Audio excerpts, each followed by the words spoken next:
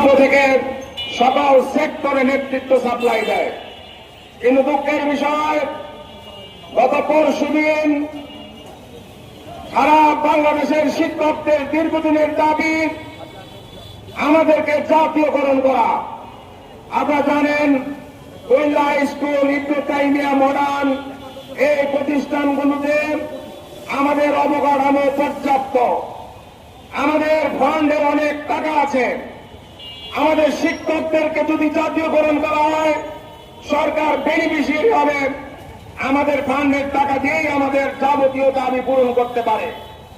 কিছু কিছু প্রতিষ্ঠান পিছিয়ে থাকলেও সরকারের আন্তরিকতা থাকলে আমাদের সকল শিক্ষকদেরকে জাতীয়করণ করার মাধ্যমে সরকারি বেসরকারি শিক্ষকদের যে বৈষম্য তা দূর করতে পারে। কিন্তু স্বাধীনতার 54 বছরে কোন সরকারি শিক্ষকদেরকে সঠিক মর্যাদা দেয়নি, জাতীয়করণের দাবিটি উপেক্ষা করে যাচ্ছে। পাশাপাশি আপনারা জানেন, আমাদের বেসরকারি শিক্ষকরা দীর্ঘদিন ধরে দাবি করছেন আমাদের স্কেলের 40% আমাদেরকে হাউস রেন্ট বা বাড়ি ভাড়া দেওয়ার জন্য। কিন্তু প্রতি সরকার এসে 500-1000 দীর্ঘদিন পর বাড়িয়ে আমাদের সাথে উপহাস করছে। আজকের এই সমাবেশ থেকে আমরা উদাত্ত আহ্বান জানাবো কেয়ারটেকার সরকার বা বর্তমান অন্তর্বর্তী সরকারের কাছে।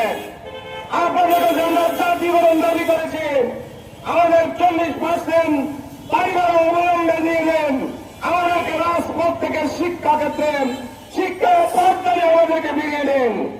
পাশাপাশি আমরা তীব্র নিন্দা জানাচ্ছি যে পুলিশরা আমাদের ছাত্র, আজকের এসপিডিসি আইজি সব শিক্ষকদের ছাত্র।